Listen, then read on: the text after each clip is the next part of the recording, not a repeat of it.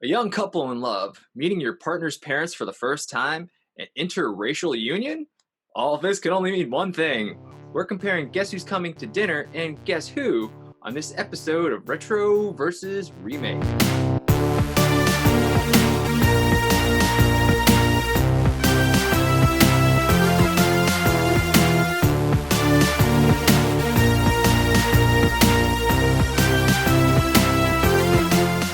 I'm Reggie Parker.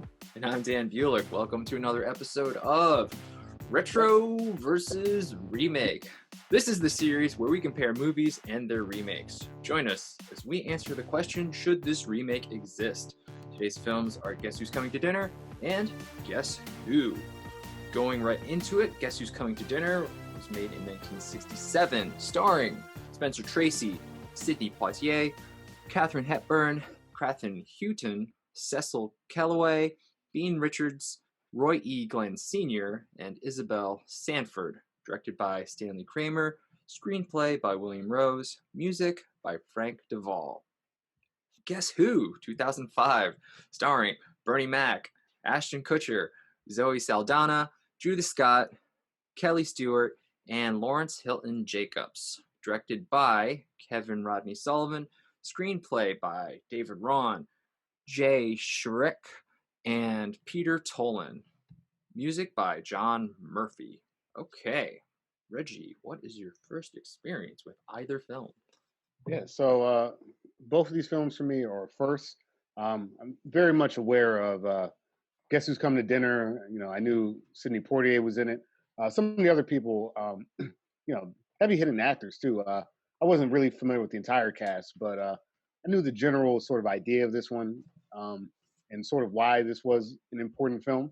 Guess Who? Because I did know that when it came out, like it was around 2005, right? Mhm.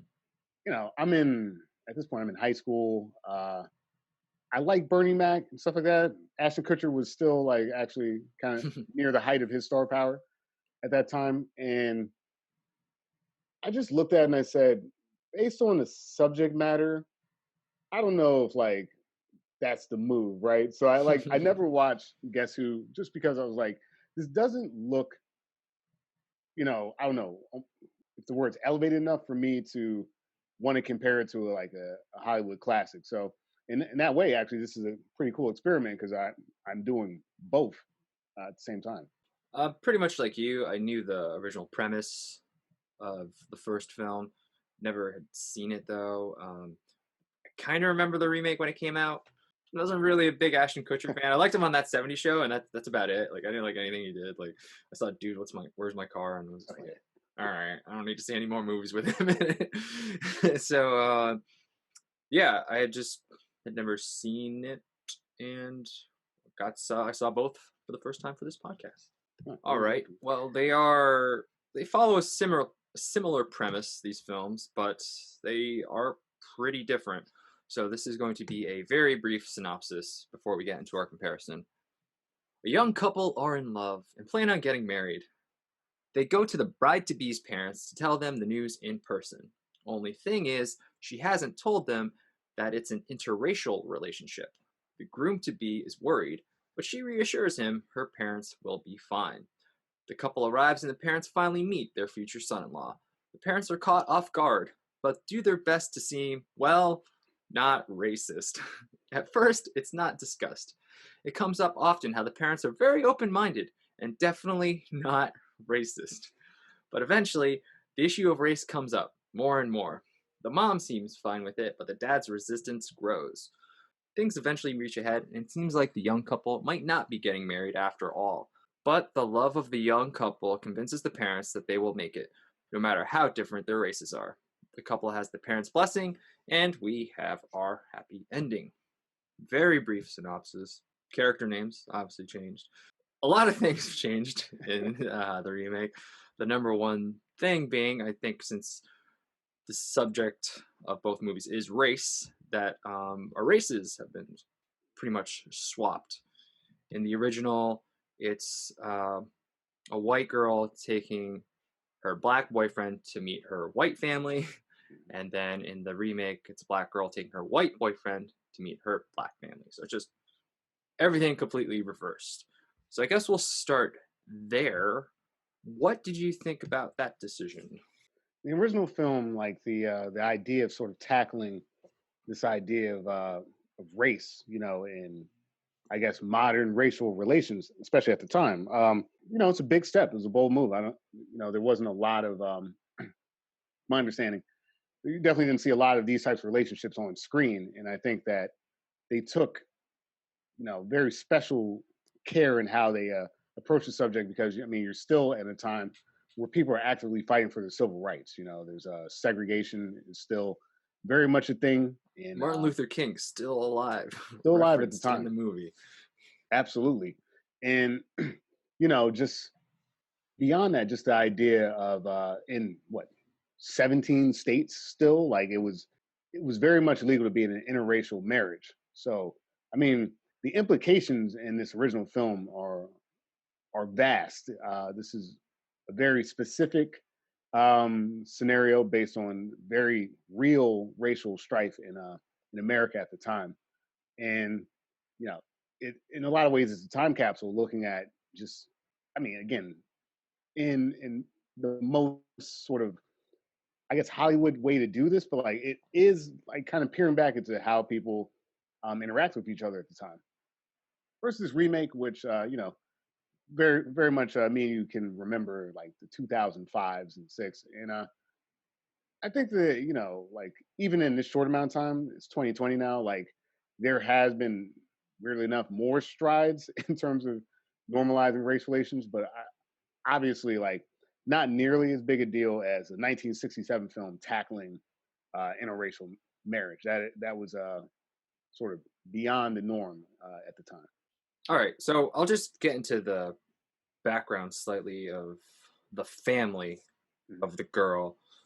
The Her parents are both pretty liberal. I mean, it takes place in San Francisco in 1967. Yeah. Now, if you know anything about San Francisco in the 60s, that was a huge just center of like cultural change and everything. A lot of drugs, a lot of a lot of songs about San Francisco in the 60s too. So it's a very liberal area, and I was surprised that that's kind of where it takes place. That it's these very liberal parents who the movie outright states that they raised their daughter not to judge people, that the white people of white skin weren't superior to anybody, yeah, that everybody's sort of on an even playing field. So they taught her that.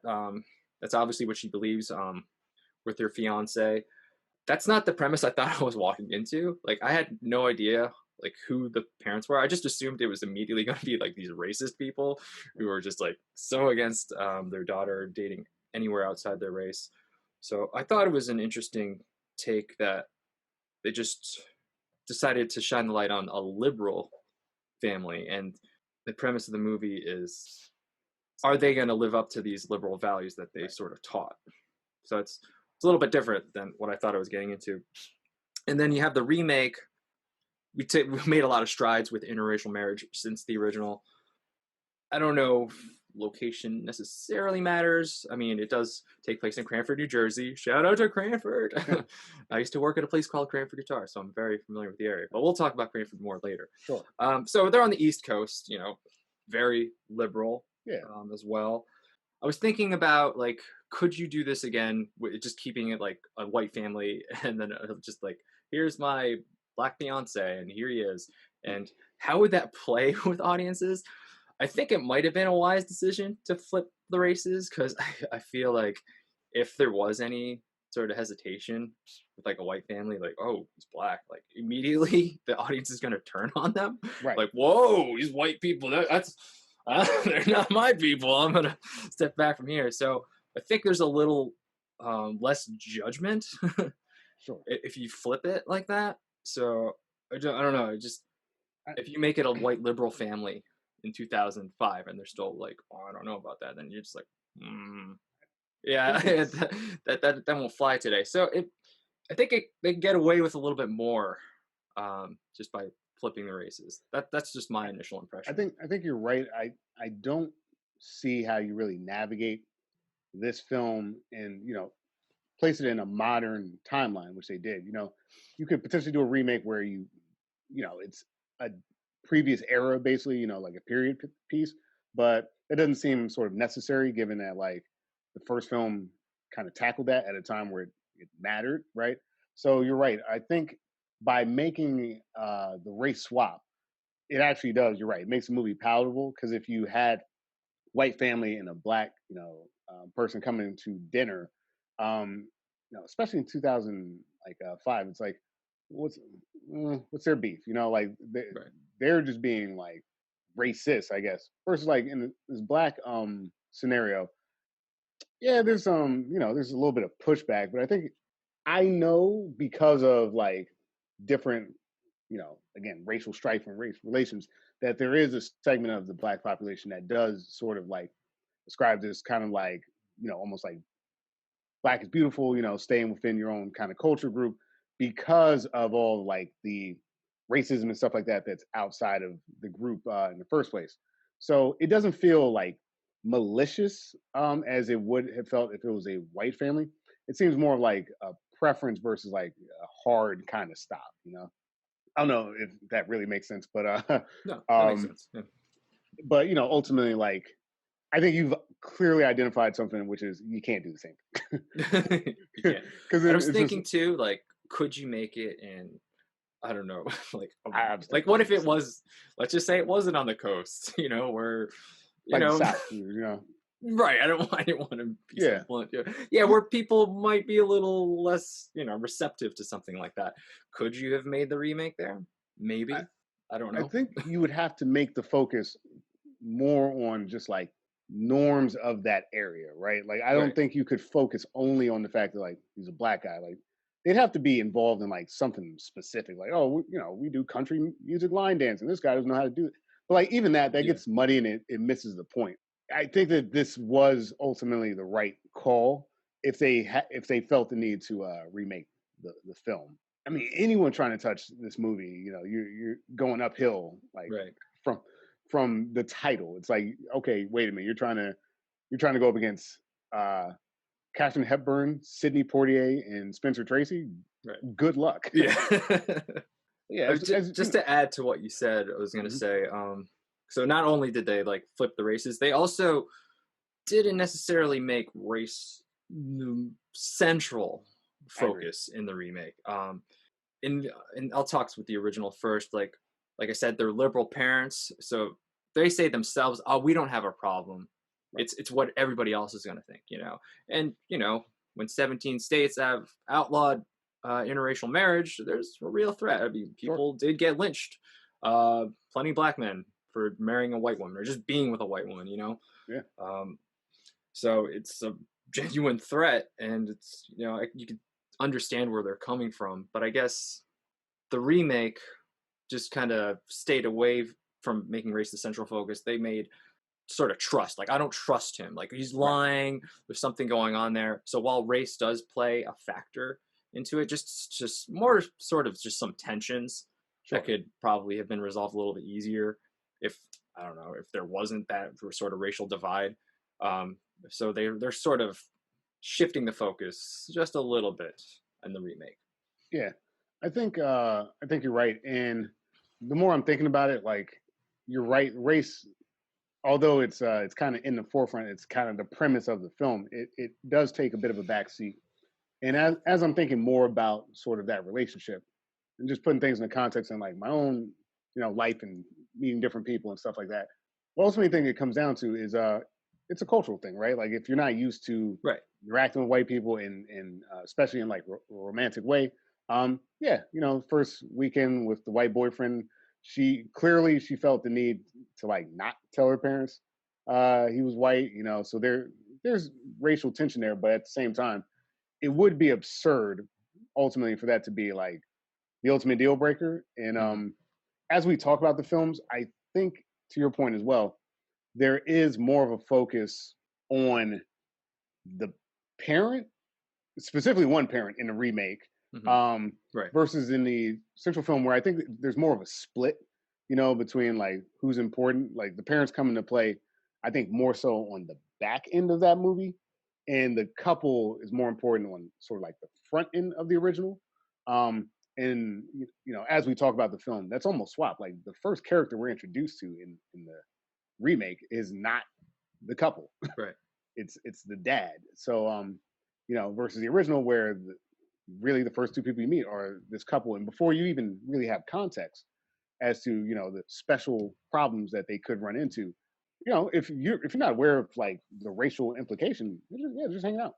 Yeah, here's a couple. They just got off a plane, and they're gonna go see someone's parents. Like again, as we talk about the characters, we'll talk about this, but in you see a stark difference here in the original, which is in their own sort of interactions with each other, that couple, this isn't that big of a deal, right? It's Mhm. like we were saying before, it's everyone else's kind of problem, and the reality of like once you're confronted with, well, now it's your problem, and how are you going to deal with it? We learn kind of how the parents react throughout the film, so it's an interesting dynamic. Like you said, it's smart to put race more on the back burner in that remake, while still having it. You need it there, but I don't know. Differences, right? Yeah. So I wanted to get to the characters. We're so close, but I just want to get over one other major difference between these two films, and that's just Sure.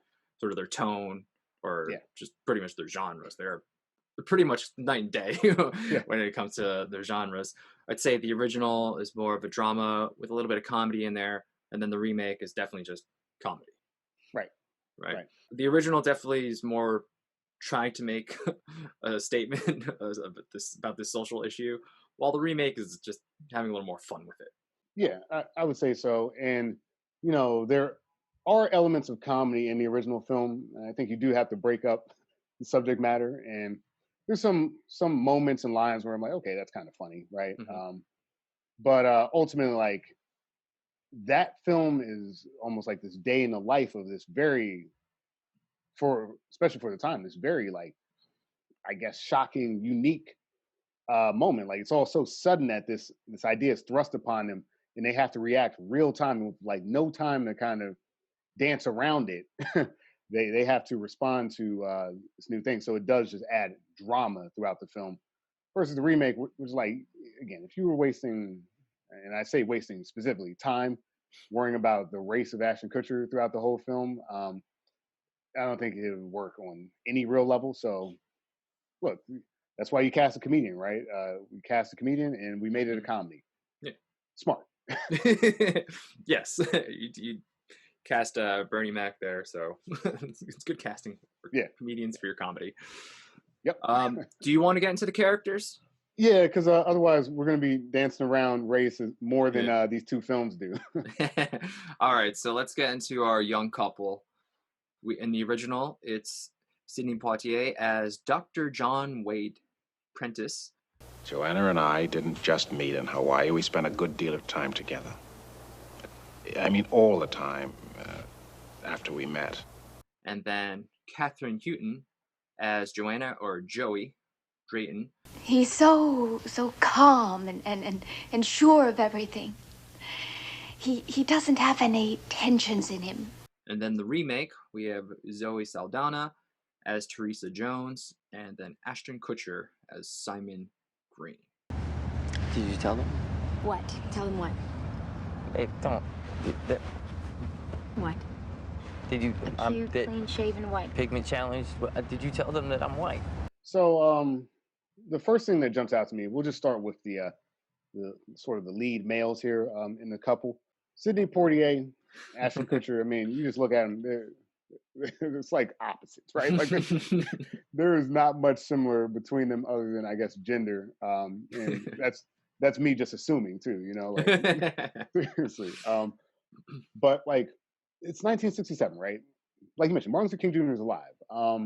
Black people were literally fighting for their civil rights. There's they're riding buses through Selma. There's sit-ins. There's literal like police brutality, dogs, fire hoses, all the dark kind of stain on American history. It doesn't have to be said; it's implied. He's black. Like, look at him. But what they do here is they made Sidney Poitier's character, for lack of a better word, he's almost like a black superhero, right? Like the guy, Yeah. he's a genius. He's he works in the university as a professor. He's basically a doctor. He has come up with revolutionary ideas for teaching medicine in Africa. Um, he's gotten, again, immaculate record, awards, respected in his field despite his race. Um, he's not cheap. He's not like sex hungry. He's like, they make all these choices. Like if his girlfriend wants to have sex, hey, we should wait, right? If he's making a long distance call, here's the money that it took. So like it's almost like a checklist to rebut any racist argument, right? It's like, Right. well, wait a minute, what about this? And they're like, no, we thought about this.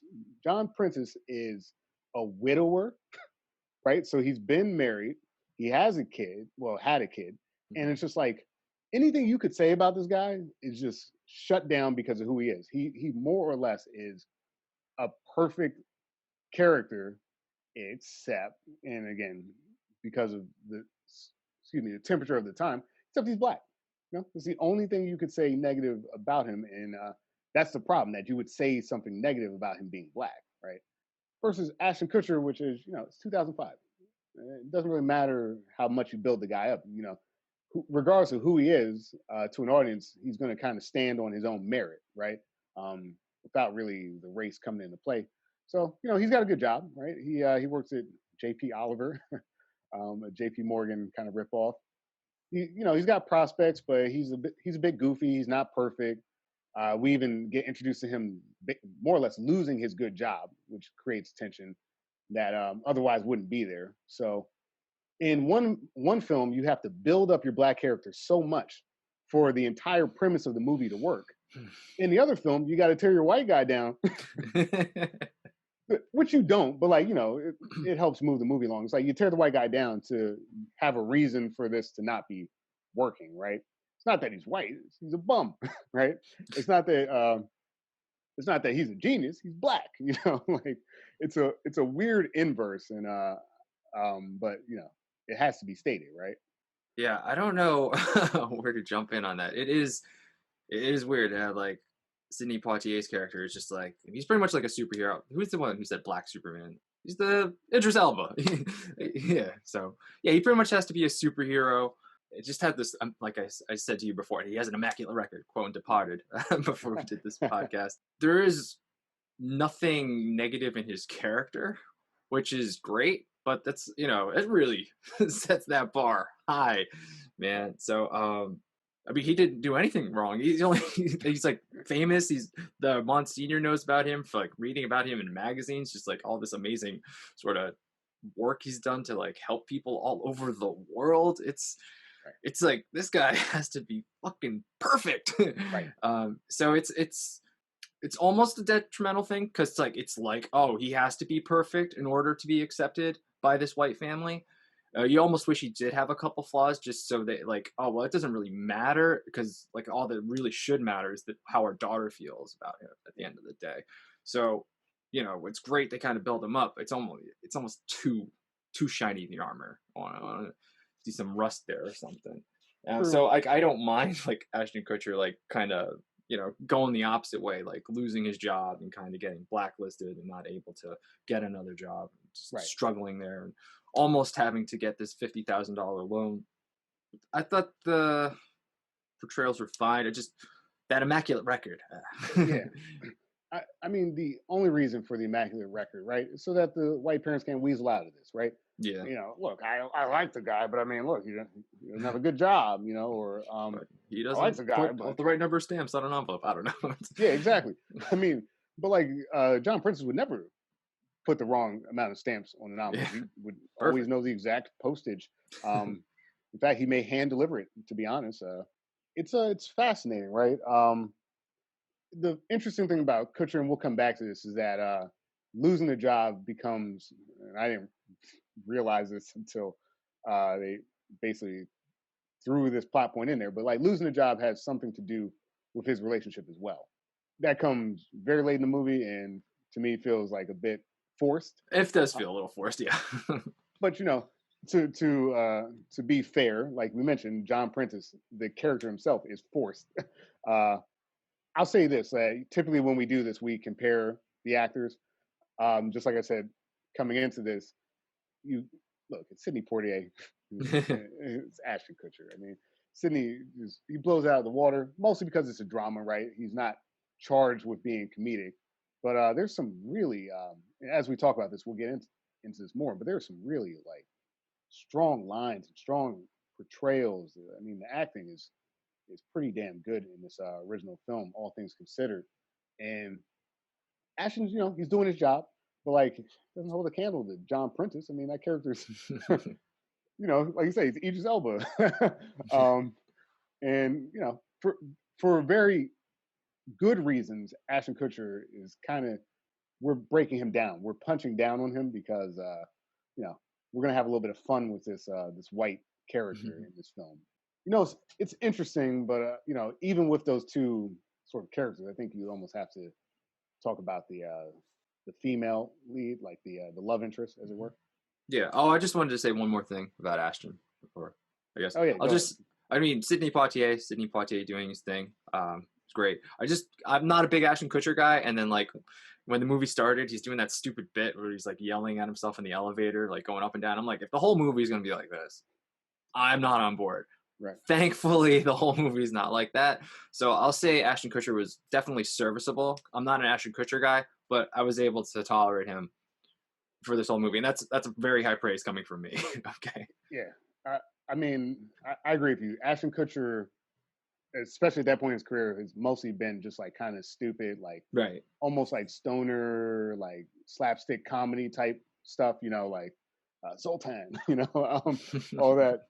He was a goofball. I mean, I think the only other serious Kutcher movie I've seen before is sort of his rebrand, since he's done like a Steve Jobs type character and stuff like that, would be The Butterfly Effect, which that's not a great movie either. But like I agree with you on this, that he shows decent range here. He serviceable is the exact right word. He gets the job done. I'm not taking any marks away from him, because actually, more than I think a lot of actors could have, he actually navigates this premise and script pretty well. Right. But not Sidney Poitier. It's not. I think that because ultimately these films are about romance and couples and things like that, you can't even talk about the two leads without talking about their significant others. So I think we can get to that phase. Yeah, like I said before, the original we have Catherine Houghton as Joey Drayton, and then the remake is Zoe Saldana as Teresa Jones. For me, right, the first thing that jumps out at me is Joey Drayton and just kind of her naivete, right? Yes, like, very much so. Hyper innocent, like no clue as to the scenario that she's gotten herself in. It does come to play because when Dr. Prentice has his kind of like secret conversation with the parents later, he's like, "Look, come on, let's cut the shit. I know it, you know it. Like this, like this isn't going to work unless you guys are on board." And she just, again, this ultra liberal kind of like rich, background. Her head are just completely in the clouds. She thinks that nothing could stop them, and that's very much untrue. So that to me was the lead character trait of Captain Houston's Joey Drayton. Yeah. Also, she's a lot younger than the Doctor. She's about 23. Well, he's 37. You had mentioned that he had already been in a marriage and had a child who both passed away. So there's a huge age difference. That's pretty big, significant, 13 years.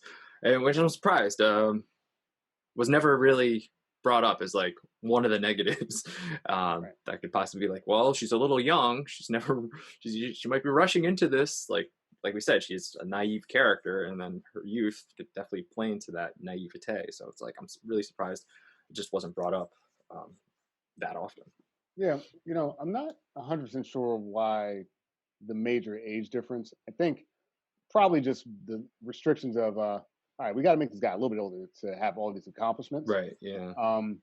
And I think in a way you almost have to make her a little bit younger so that she's this naive, right? Right. And then maybe just so that what her parents say has a little more weight because she is so young. That too, you're right, because the parents are honestly, in a lot of ways, they are the mouthpiece for her, Right. and do have a lot of influence over her life. Yeah, if she was 37 and they're still telling her like you can't get married, it's like, well, I'm fucking 37. Later. All right. Right.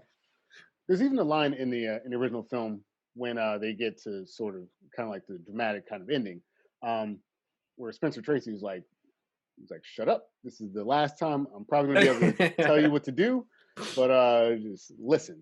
So yeah, you're right. It makes her parents' influence elevated because she's so young. You're like, yeah, Mhm. of course they still listen to her. Like she kind of like more or less lives at home, right? Like Yeah. On the flip side, Zoe Saldana is more of kind of like the adult in the room kind of voice of reason in her relationship.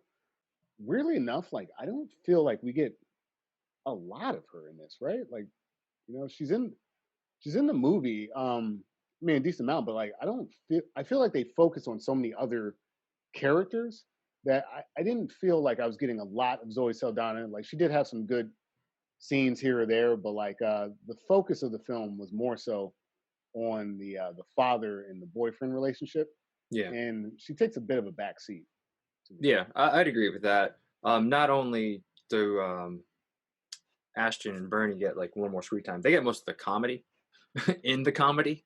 So I think their scenes, while there's also more of them, they're just more memorable just because they're the funnier scenes. Like she has more like small moments, Mhm. just like her and Ashton, just like messing around and or like maybe a couple moments with her mom, maybe a couple moments with her dad too.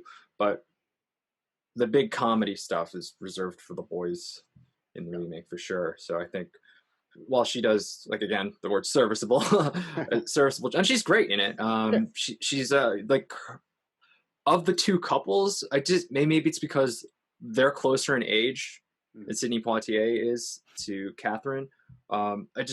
I felt like they had a really good back and forth, Ashton and Zoe, and they never really discuss their age. Like I think it's alluded that she's around 24 Mhm. or so. We don't know Ashton's age, but they have a lot more moments together too. I Sure. think in the remake where it's just I don't know whether it's just her like trying to like make him understand where her dad's coming from, or it's just like stuff that couples do together. They also have more time though, Right.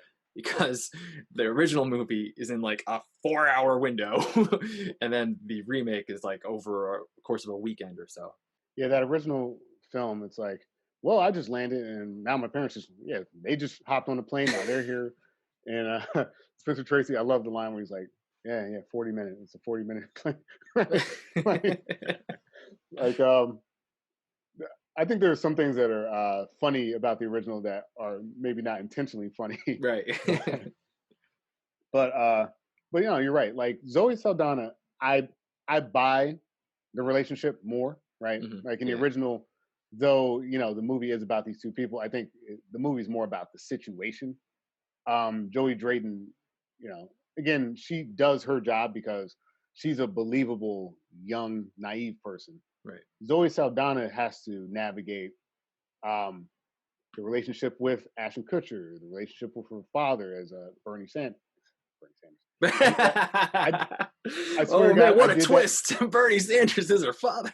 I did that like 20 times last night when I was watching this with Pri, and she was like, "You're an idiot." I was like, "I'm gonna do that 50 times on this podcast. Keep that in." I No, will. That'll be a drinking game if Reggie says Bernie Sanders anymore.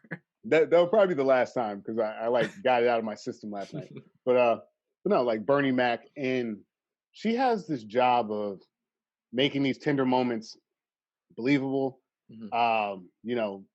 Making the relationship feel believable, making her interaction with her father, Bernie Mac, um, feel real. And there are times in the movie where I know Ashton Kutcher is supposed to be played to comedic effect, but like there's so many times he steps in it as a character that I'm like, oh my god, bro, like what do you like the lingerie scene, right? Where she's Yeah, like, that was definitely like, oh, you knew it was gonna happen. You knew Bernie Mac was gonna walk right oh, in at the most awkward moment of that yep. scene. And I'm sitting there, it's like, dude, you started you started bad.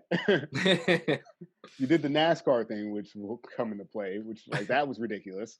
Um, and now like minutes later, like in screen time, it's like minutes later, even in the timeline of the context of the film, it's like, what are you doing? What are you doing? Like, yeah, he should hate you because you're an idiot. But no, I say all that to say that she does a good job of making the relationship feel believable. She does a really good job when with her mother, like those scenes Yeah. in the film, and just like her interaction, like when she's getting missed calls and stuff like that, and her desire to call him back. But there's just a lot of moments that Zoe Saldana quietly really helps keep this film together. Yeah, so I guess I kind of mentioned it before, but just the timeline. The urgency that we have in the original. I mean, not only are they leaving in a few hours, but the couple have only known each other for 10 days. Right. 10 days, and they're going to get married in a couple weeks. That is a fast relationship. If my daughter in her early 20s told me she was going to marry a man she just met 10 days ago, I think there's your argument. Like, you should not get married. You've only had this for 10 days. That's insane to me. Like, it doesn't race. Who cares? Who gives a shit about race? 10 days? Right. Come on. So, like, I appreciate the remake. Like, well, at least we've been together for this long. I think it's not even that much longer. It's like 2 months. It's 6 months, unless you count 5 months from when, Yeah, again, Ashton just inserting his foot into his mouth.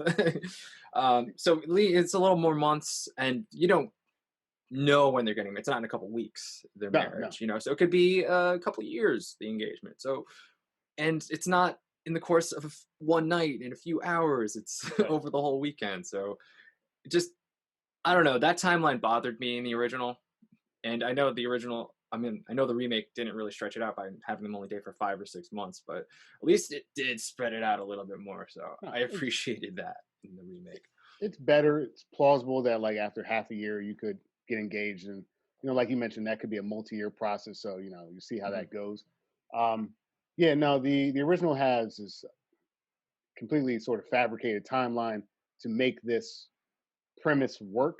If you really step back and think about it, it's like, this is an unnecessary sort of tension being created by the scenario. Like, I understand they want to get married and stuff like that. This idea of why wait, it was like, well, why rush? Right. Like, exactly.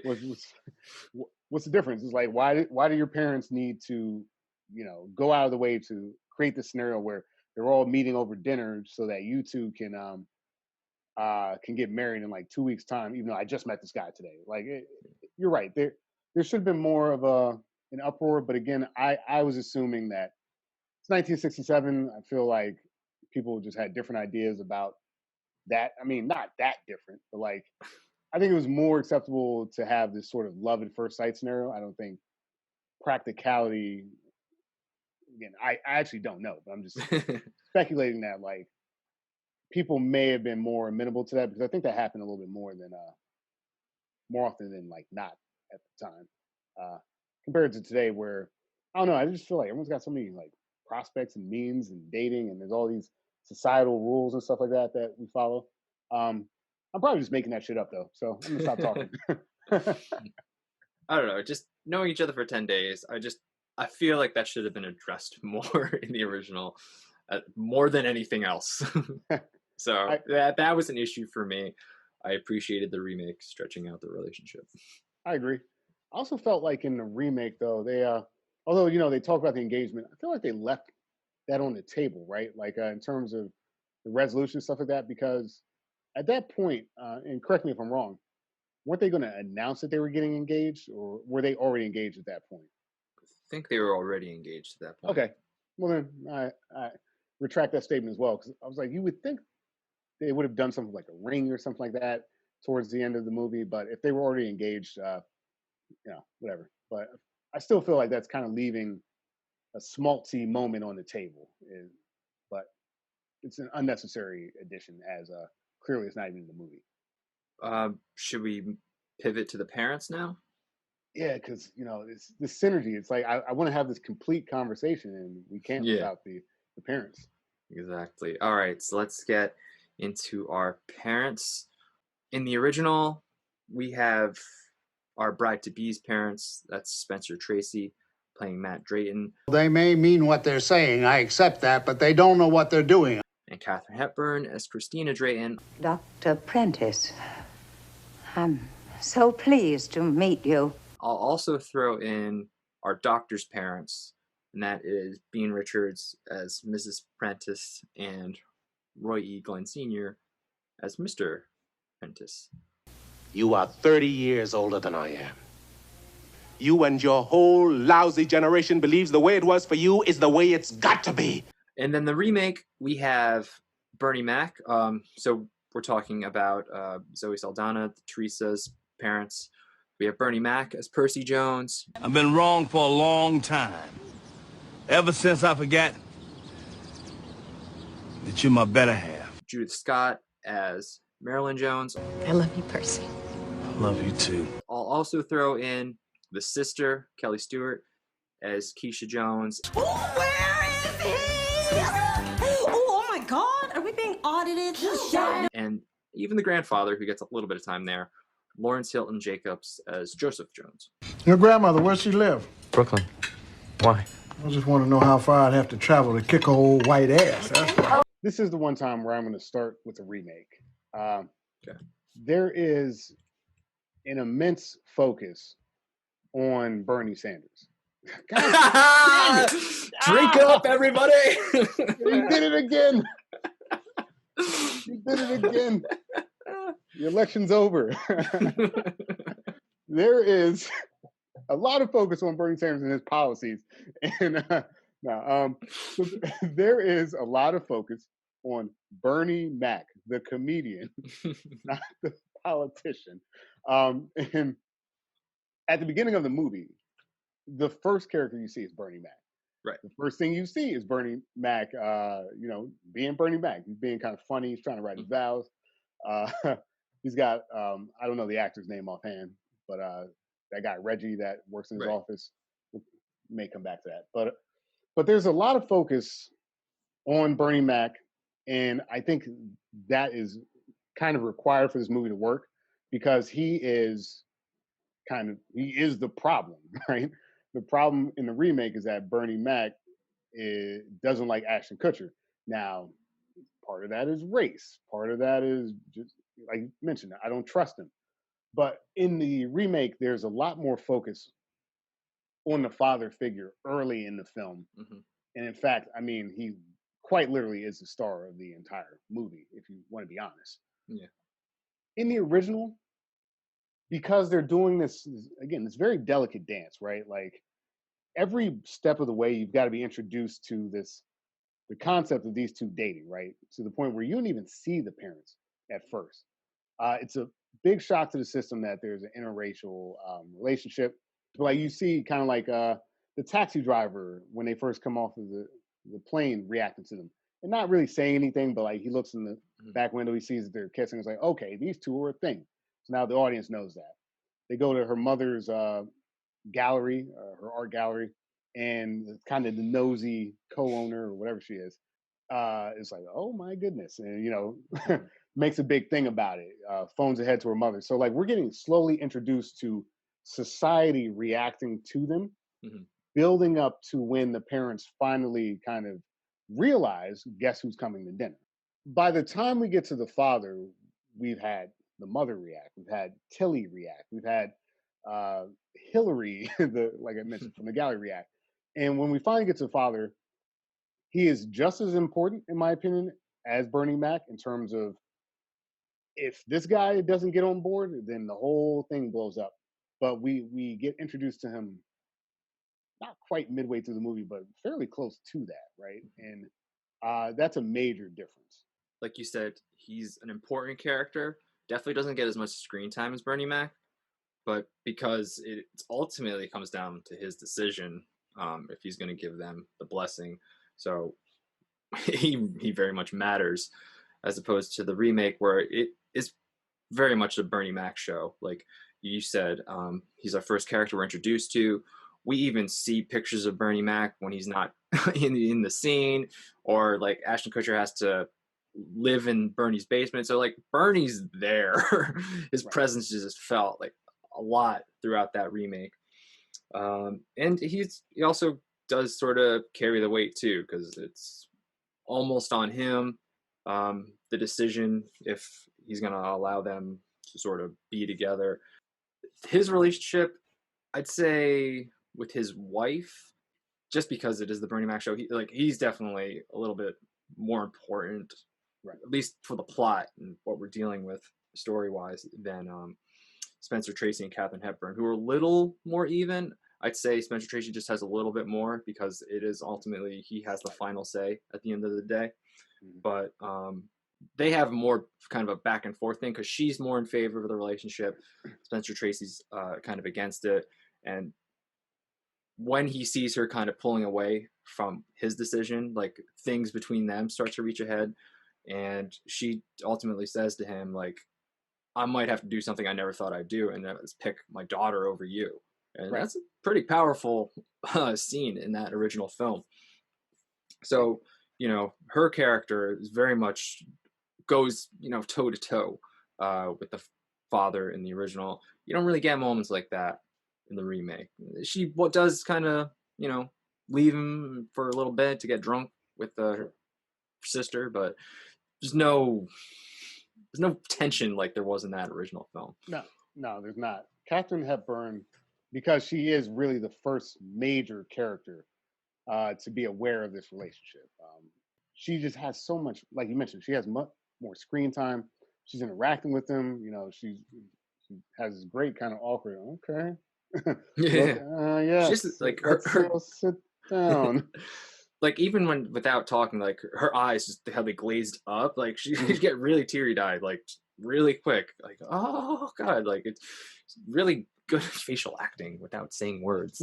Yeah, and like you mentioned, Katharine Hepburn, like she has Spencer Tracy's, she's got Matt Drayton's respect, right? Like they I agree with you. They are sparring on equal footing for the most part. Katharine Hepburn gets to fire Hillary at one point. That's a very strong scene.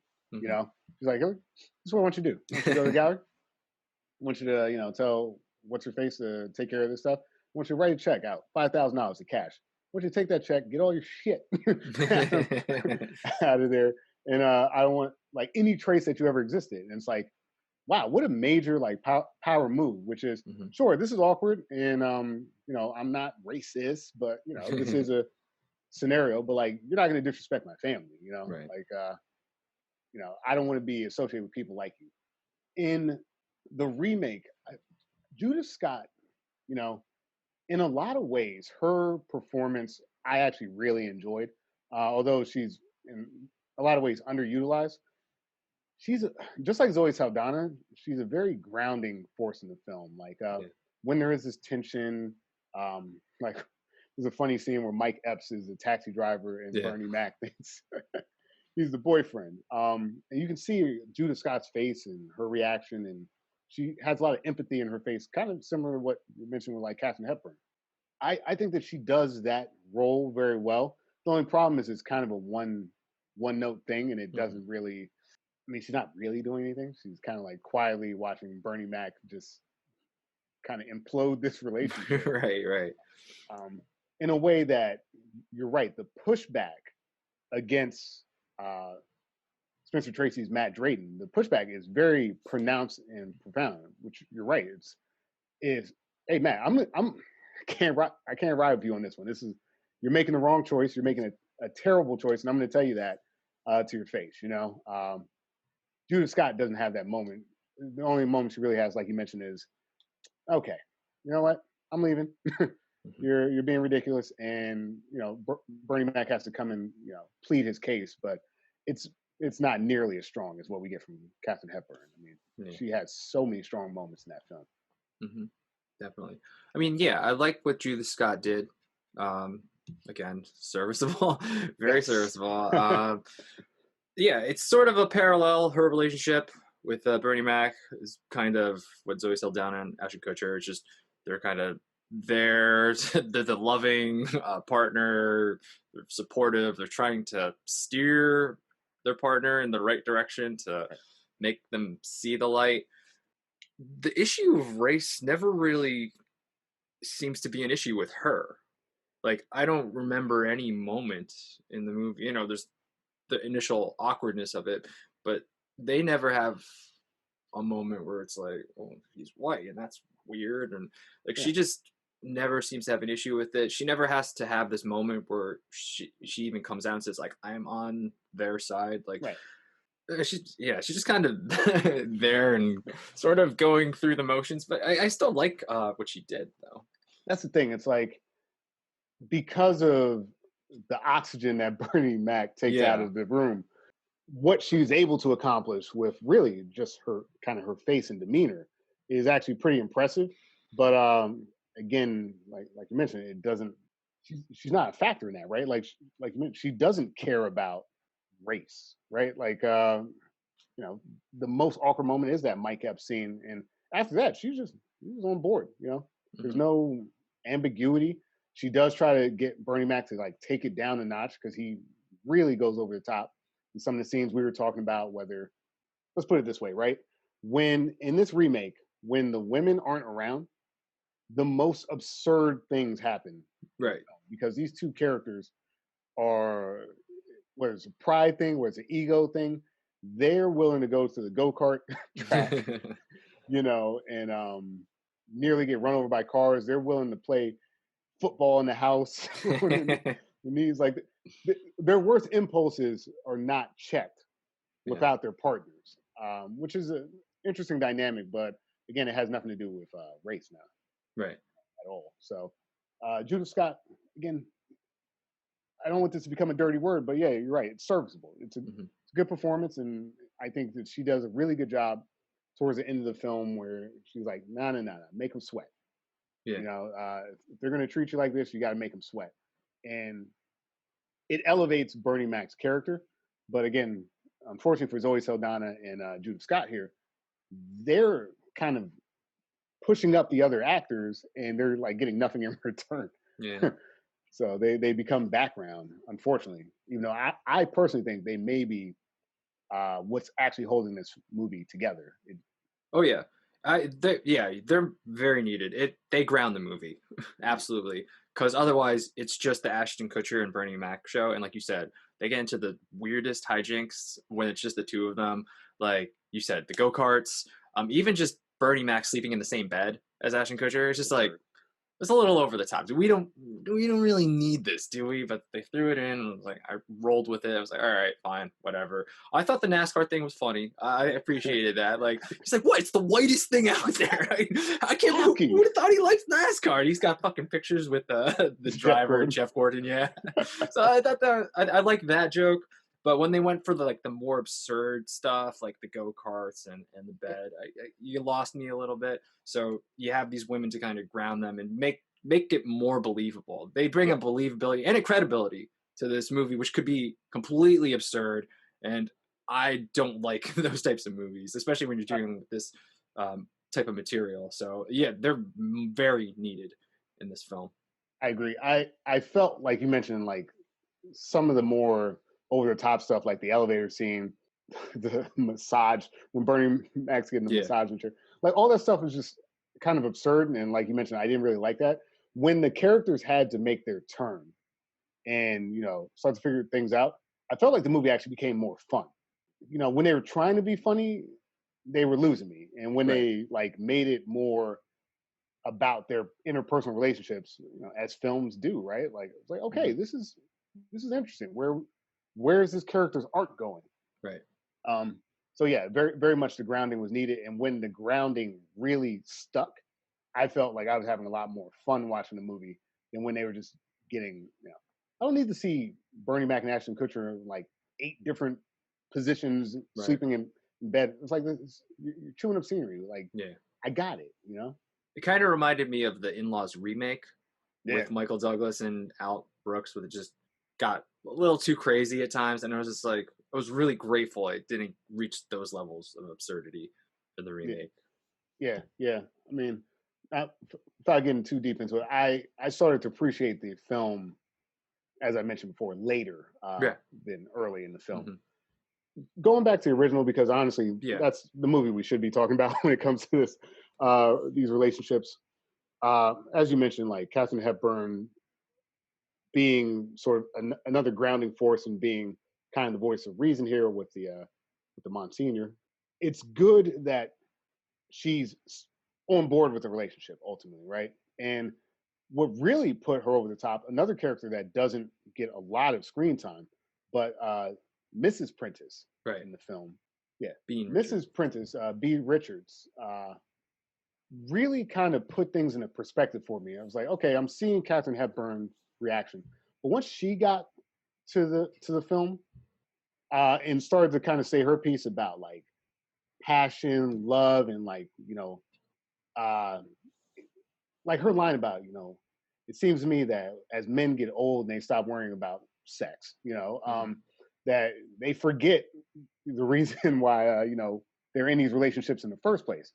And that to me extended into actually the Guess Who film as well, which is like Bernie Mac has gotten so caught up in trying to be the man that he forgot the whole point. And like that's the parallel between the two movies that I think really stuck, which is that in Matt Drayden's older age and being confronted with kind of a demon he never had to, he forgot kind of what the entire point of like a romantic relationship was about, Right. and he let race overtake him. Bernie Mac, the same thing, which is like, what are you doing, dude? Like, you're gonna lose your daughter if you keep going down this path. And B. Richards, in the short amount of time that she's in the film, in the short amount of time that she spoke, I felt her few lines were actually like, boom, okay, here's that perspective. Let's put it all together and start wrapping things up neatly. So, in both cases, the mothers in the films, or specifically the mother in the remake, but like super important characters. Yeah. Going back to what you said, like the fathers kind of being reminded that love is pretty much why this is important. The relationship is about love. Race doesn't really matter. The remake, he kind of remembers that from Ashton, or just from the love he's seeing his daughter and then this new guy in her life. In the original, it's definitely more the mother of the doctor, Mrs. Prentice. She's the one that sort of sets the wheels in motion in Matt's head. That, oh yeah, that's what it's really about. So I do like that the remake did that. That it was actually the couple and what they did and what they were showing him, as opposed to now we have a new character who's introduced a little bit later, and they're going to be the ones to sort of change your mind. Yeah. I mean, she was great in it. Like, she's not in it a lot in the original film, Mrs. Prentice, but when she was there, it mattered what she said, because everything she said like made everybody go, "Oh yeah, I should think of it like that." Very good. Like, again, I like the performance. I'm glad that she's in a movie, but it's a bit too much of a almost like a Deus Ex Machina. Like, she's the MacGuffin, right? She shows up as like, right. Hey guys, you ever think about it like this? Like, hey, Mr. Prentice and like Matt Drayden become almost interchangeable, really. I mean, obviously Matt Drayden's more important because it is ultimately his decision, right? Being the white lead. But like the spirit of those characters, the Mr. Prentice, Matt Drayden, and Bernie Mac's Percy Jones, they're the same guy, right? They're the right, the over serious kind of too big for their britches dad character who, in their attempt to be overprotective, are actually being absurdly bigoted, and they have to come to grips with that. Which both films handle it in their own way, but there's a lot to navigate here, my friend, in these two films. But yeah, long story short, Katharine Hepburn and Spencer Tracy hold very close to equal weight in terms of their performances. Katharine Hepburn really elevates the stakes in the film by saying like, "Hey, I'm with my daughter. Like, you're messing this up, right?" You get the same thing from Judith Scott in the remake, which is not necessarily because of my daughter. It was like, you're just being an ass, and I'm gonna we're gonna, this which we didn't even get into actually, this vow renewal. uh, I completely forgot about that.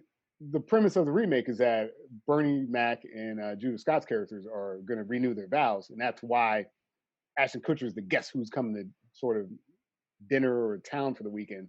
But you know, Judah Scott is the stakes there, and she holds that same kind of ground, which is that like, hey, if you're going to be like this, then this isn't work. This vow renewal is off. Potentially, this marriage is off. And once these characters realize that they've gone into a territory where they could lose their daughter, or at least their daughter's happiness, you could lose your wife.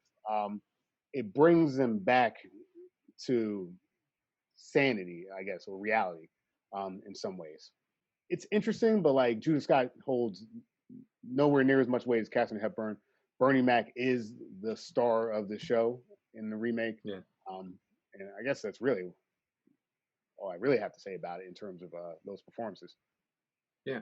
I just want to talk a little bit about Mr. Prentice from the original film, because we talked about Mrs. Prentice.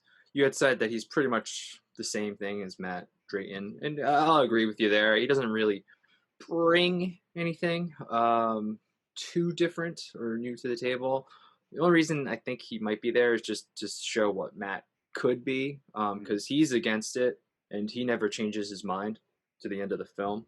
Right. Mr. Prentice. I'm trying to think of exactly why he was there. I was just thinking maybe to just show that not everybody is just on board with this. Like there can still be some opposition to this, like so that everything wasn't in a nice complete package at the end. That there's still some things that need to be ironed out, but most people are on board with this. I think one is to show reinforcement of like the father figures being as father figures, I guess, were in the time in sitcoms and movies and stuff like that. That voice of reason, the reasonable person, was like, everyone else has lost their mind. You guys think that an interracial marriage is going to work.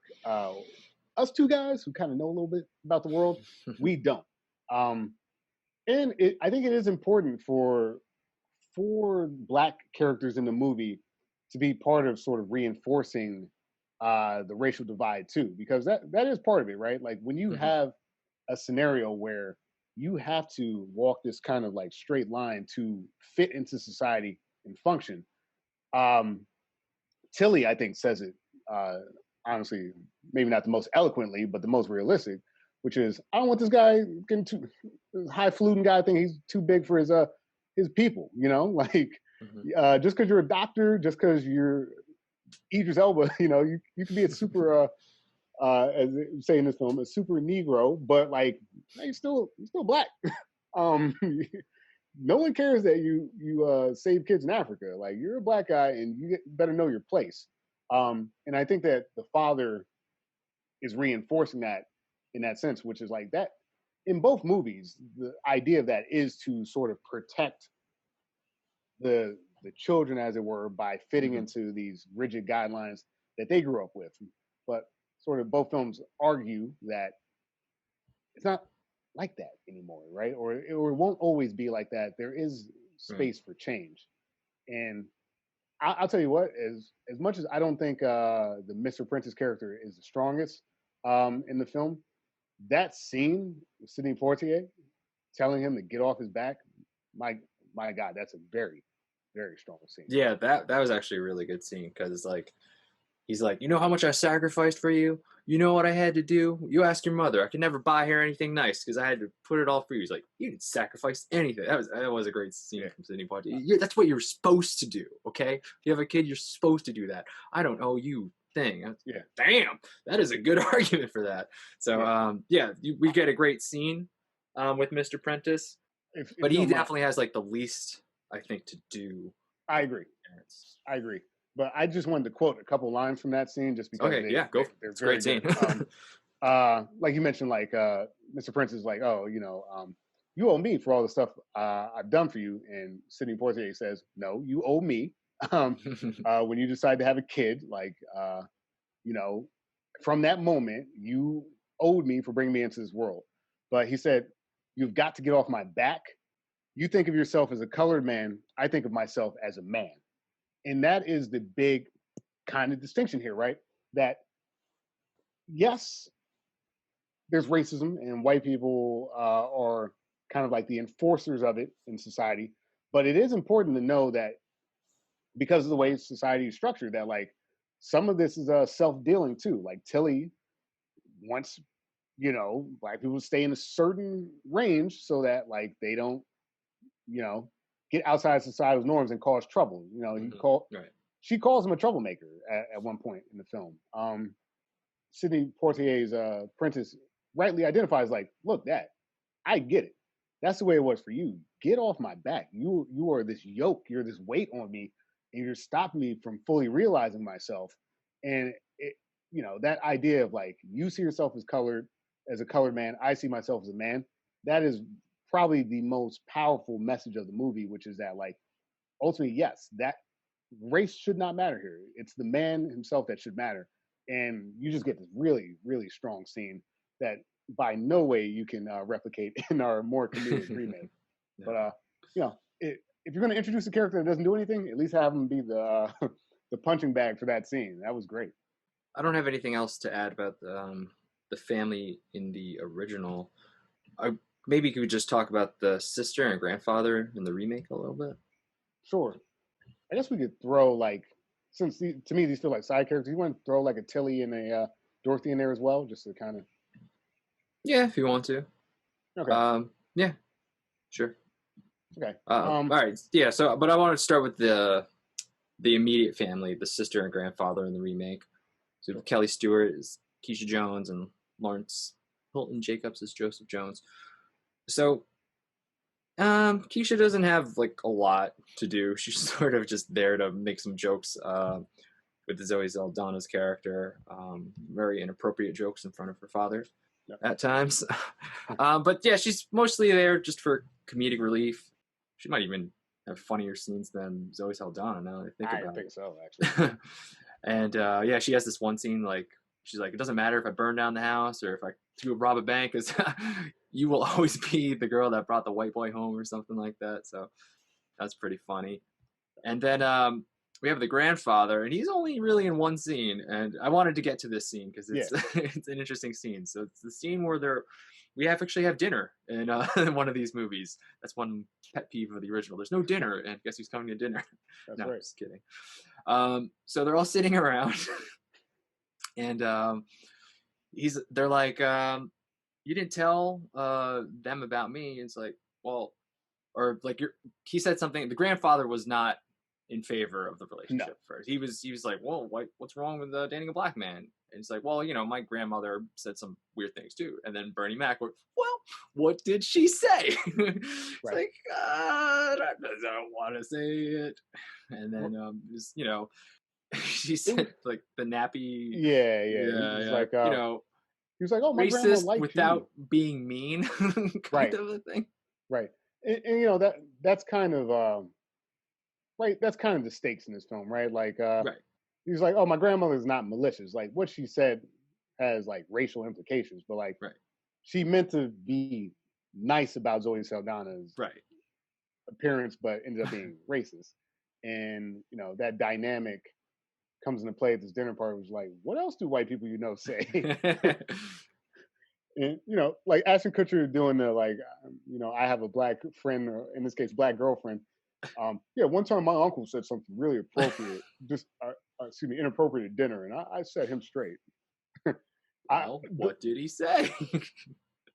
I thought this scene, I don't know, like this is one of those things where I was like screaming at my television. I was like, don't do it, Ashton. It's like a scary movie. Like, don't go down the hallway.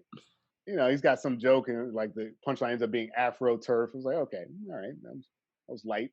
And then he's got the other one. What do you call one black man being chased like 300 white men? It's Tiger Woods. Oh, PGA Tour. Yeah. It's all little cute jokes, right? And then it was nice because like I was terrified too. It was like, don't fucking say a goddamn word. But everybody's around the table. It is semi-racist, the jokes, but they're having fun with it, and it's good to be able to laugh about some of these things sometimes. Yeah. And then I kind of like his reasoning, it's like, you're gonna let it all out there. That way, there's no barriers or anything. The only way to break barriers is to let it all be out there or something like that. You know, that's his justification for wanting to say these jokes in front of everybody. But you know, it's not the nightmare scenario it could be. Right. So it's Until very it is. playful at first until it is. Yeah. Come on now. Can't stop now, baby. Okay, what are 3 things that a black man can't get? What is that? A black eye, a fat lip, and a job.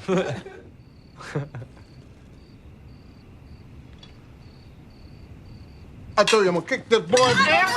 I thought that, you know what, we're probably good after the 3 black jokes, right? Like, you got it. Like, there's no need to keep going with this. And like, again, these characters, the males in the remake live off of pure ego. So Bernie Mac's just, you know, egging him on. He's like, come on, let me get one more joke. It actually kind of Boondock Saints in there. Yeah, once he takes it too far, and that's the thing, like with race jokes like that, you don't know where the line is until you've crossed it. Right. And, you know, his last joke was more offensive. I don't think we need to repeat it, but no, we don't need to. I do like the grandfather though. He had before he started telling the jokes. After she said the remark about the hair, he's like, "What did your grandma say that between her clan meetings?" That was good. So again, just characters there for support for the comedy. It's a comedy. They're not going to have a lot of weight in these things. But I just want to say that scene in particular could have went south really fast. Yeah. And I think the movie found the balance there. You know, you could have a little bit of fun with it, but there is a line, and then things can take a turn. And funny enough, like, I can't imagine seeing a scene like that again. Maybe you know, like, it feels kind of the time, which sounds weird with it being only 15 years prior, but 15 years is a long time. I mean, hell, gay people couldn't get married until what, like 2013 or something like that, maybe later. So I can't imagine that scene, at least as it was presented in this movie, in like a more modern mainstream film. But no, I can't see it playing today at all. Yeah, but it, you know, like you said, for what it's worth, it was fun enough. I don't have any like major beef with the scene, but very bold to have Ashton Kutcher, you know, rail through those lines, and I think it was important for character building again too, because like Zoe Saldana's like, I told you, I told you that was too much, but you know. No, but just to add what you said, yeah, I don't think I could see that being played for a modern audience. There's just too much outrage and just cancel culture right away. It's like people like they don't have a sense of humor about anything. They hear anything like remotely might have like a hint of racism in it, and they're like, well, that's just racist and it's just wrong to like laugh at that. But it was just refreshing to see like, oh yeah, this is a little bit racist, but you know, we could laugh at it a little bit because it is cute and a little bit funny too. So it was just refreshing to see that. Yeah, especially like in context, right? I think that like a lot of things require context to work. You know, like Ashton Kutcher is just like, you know, yeah, he's saying it to a bunch of his white buddies in that, you know, won't exactly. work. Like if he's at a press conference about the movie, he's like, "Yeah, I got some black jokes." Like, okay, we got a problem. But like, it's a character, you know, it's a character that he's playing. I thought that was good. Like you mentioned, I thought the sister, in a lot of ways, like I was saying, like Tilly in the other movie, I think the sister brings a lot of, how do you put it? Like some of the societal norms into play here, which is she does make this joke about bringing the white boy home, and it shows someone that's like a peer to them, who's like not racist, right? But she's like, oh shit, you know how dad is. You brought a white guy. Yeah. I'm good, you know, and it puts things into context, you know. She has a great moment with Bernie Mac. She's like, oh, did you know that he's white? I just wanted to see her face again when I said that. So you know, she's got some good funny moments in there. Yeah. For a very side character, actually a pretty solid one. Like the question, like asked him about like Ashton Kutcher's dick. She's like, "What's it like?" Like, "Oh yeah, it sings." I was like, "Okay." And then they bring it up later during dinner. He's like, "I hear you're a good singer." He's like, "What? What the fuck are you talking about?" Bass, a tenor. What are you? I heard you can sing very long. Yeah, I mean, like those jokes to me, like you mentioned, work better. Oh yeah, over the top. Like I don't need to see you guys absolutely at the go-kart track. Yeah, you know? you're both grown ass men. I don't need to see you being stupid. Again, like the tender moments when they bring it into, like I mentioned before, interpersonal. The Ashton Kutcher and Bernie Mac scenes that work the best, or like when Ashton, like you're not keeping your frame, in the dancing, like that. They really bonded those characters by that Right. point, because of their own stupidity of getting stuck in the house by themselves because they Mhm. chased their wives and fiance away.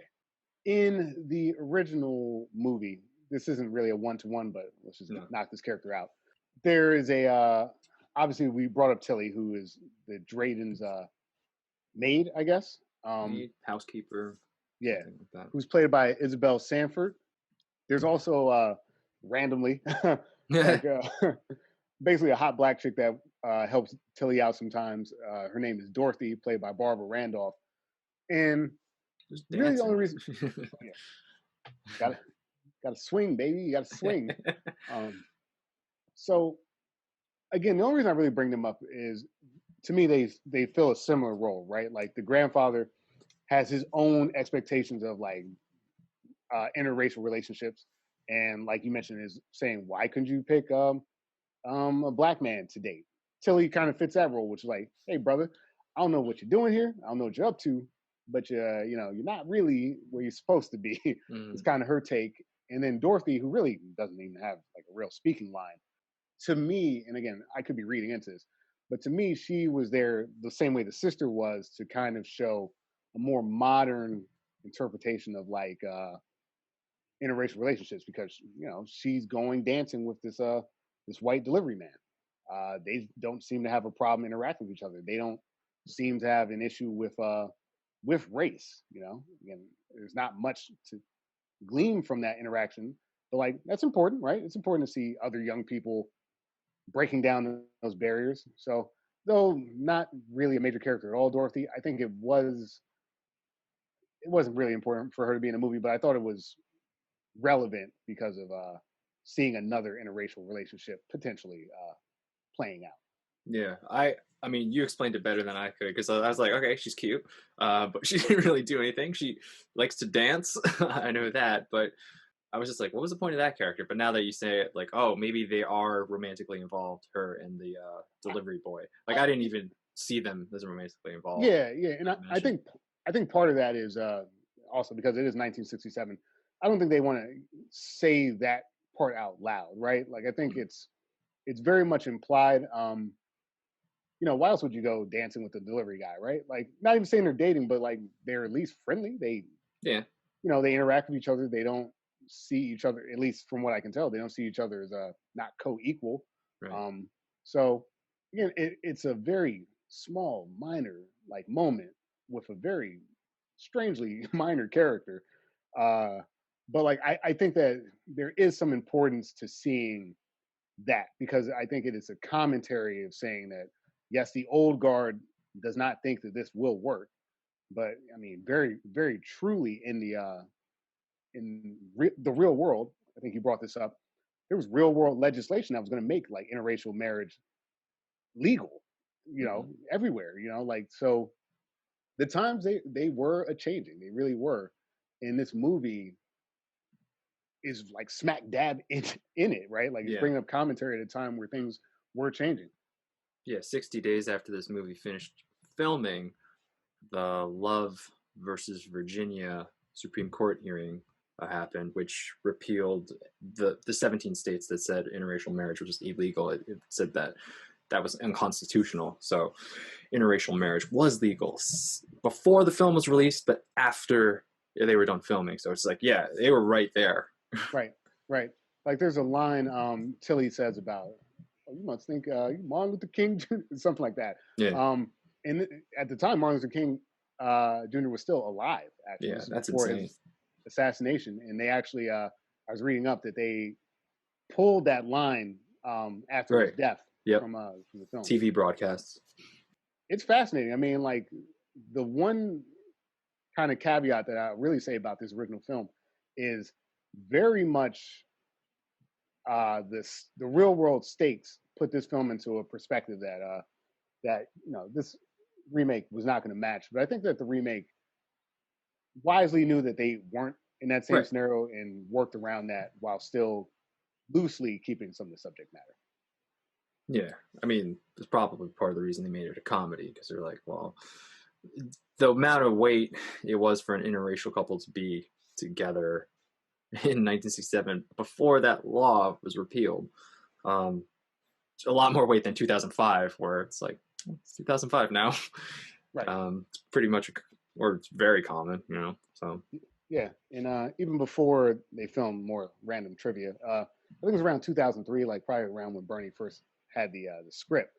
He was saying that, you know, look, the interracial marriage thing is not really a big deal anymore. yeah, So, you know, that obviously, you know, like there's yeah, a big difference there. And again, you don't want to try to go drama for drama against no. Sidney Poitier, Spencer Tracy, and Katharine Hepburn. You're gonna lose. Okay, there's a couple other characters we can maybe talk about. You already kind of mentioned Hillary.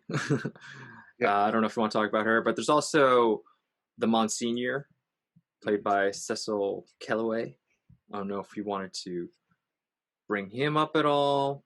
He's just this priest friend, friends with the parents. They have no religious affiliation, I'll just say, but they do hang out with this Monsignor just as a friend, and he's very much in favor of the young couple. So he's just clashing a little bit with Matt. He had one interesting quote, I guess I could say. It was like sort of like, you know, calling your liberal bluff or something like that, something along those lines. Right.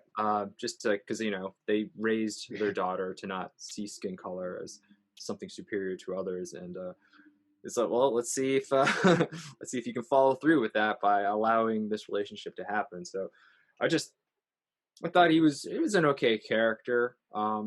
He was just always in favor of a couple, and he had some funny moments with Matt when he's trying to get ready and like nothing's just going his way. There's some more the comedic moments, I guess. Yeah. With the priest. Yeah, totally. Monsignor, yeah, I think he's an important character because more than anyone, right? He knows and respects Matt Drayton, right? They have this long-standing relationship, like you mentioned. I think they intentionally make this kind of liberal couple not religious as well because we're not having any sort of indication of how their religion plays into their decision about race as well. And like you mentioned, the Monsignor, pretty strong character. You know, like you said, he calls Matt a phony, your phony liberalism, and right, you know, he's tickled kind of pink because like you've been preaching. I'm the preacher, but like you've been preaching this liberalism your entire life. Here it is, right there in your face. You know, like how you gonna react? And you know, Matt is failing spectacularly in his reaction. And you know, I think that it's important to have the Monsignor there for certain scenes, just because he he's kind of like a buttress, as it were, for Katharine Hepburn's character. Like they can kind of speak freely about the situation that's happening in a way that Matt Drayton's character has not come around to yet. So I thought that was interesting. I think it was important to see someone that, like from that generation. I think you make him a priest so that it makes sense that he's so kind of open. I think it's important to see someone in that generation kind of being like, yeah, what's the problem? I've done interracial marriages before. And, you know, it's a unique scenario. There are going to be issues and stuff like that, but like it works. So, you know, there's a guy with real world experience with it, who's seeing a guy with theoretical experience with these ideas, and he's saying, "Oh, hey, man, here's the real deal. How you gonna react?" And it's a good character. There's not really an equivalent in the remake for him. The metrosexual. No, definitely not. No, but getting back to the Monsignor, you brought up a good point. He is that peer of theirs that is in favor of it. That shows you that there is nothing wrong with this, and I'm of your generation. I don't see the issue here, so you really shouldn't have any reservations about it either. And yeah, there is no equivalent in that remake. There's nobody that Bernie kind of confides in or has to kind of work his thoughts out with. it's just not there. I mean, honestly, there's more sort of communication about relationships with the women in the film. I mean, Yeah. again, it's not really necessarily about race, but more about like just, Right. you know, dating and marriage and stuff. I found that scene to be actually a lot of fun in that movie too, when the women are at the house and they're drinking like their like frozen margaritas and Mm-hmm. yucking it up, and then the guy comes out and goes, "This is my house." Yeah, again, a little more laid back, a little more grounded, but it works. I love those scenes. Like you said over and over again, I love those scenes a lot better than the over the top go kart scenes. It's just such a fun scene. It's like all the girls saying like, yeah, when they get like this and they think they're running stuff, and you know, we're the ones holding the power, and the guy comes out and like he tries to, you know, kind of the same way that Bernie Mac does. He's like, I got work in the morning. Y'all need to bring that. Like I know people like that. Like when the movie finds a tone in realism, right? You know, I know we said this before, but we'll say it again. It works. And when the movie is trying to be over the top, it doesn't.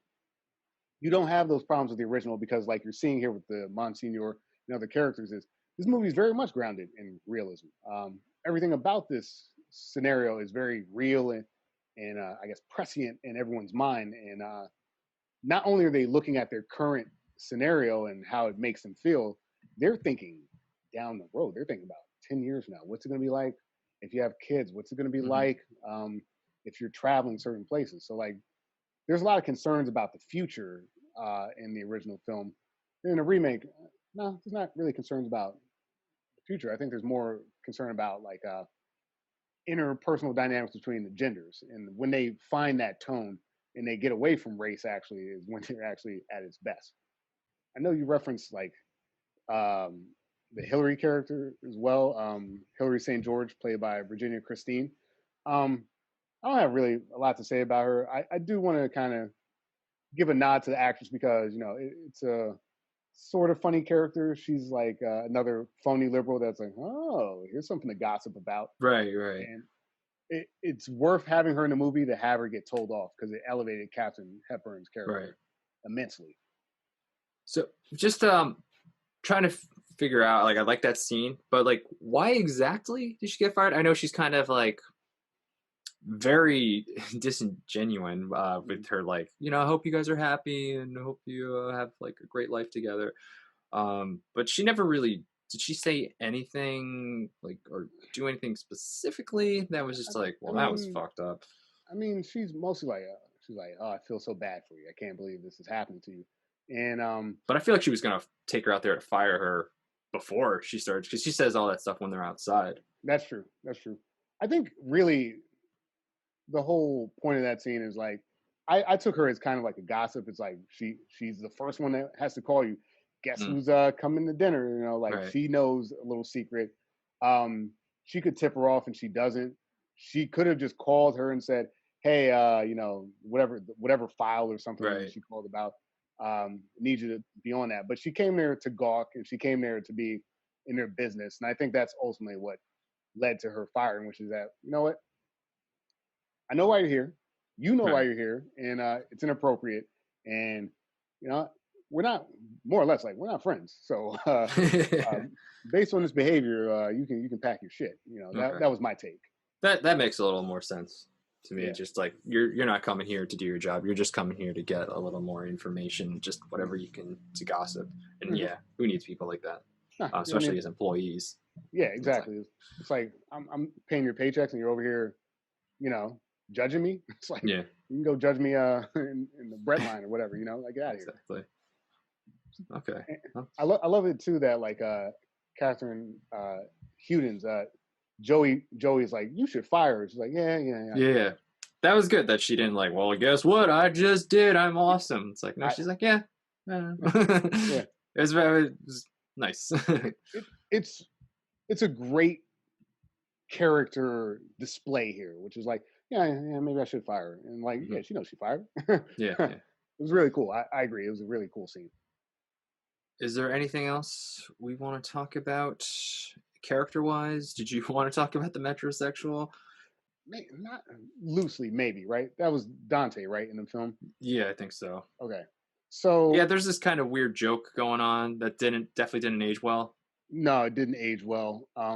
So Robert Curtis Brown plays kind of like the wedding planner. Um, Pretty much. yeah, his character's name is Dante. He's in the film more than the sister, so I guess that's why I'm bringing him up.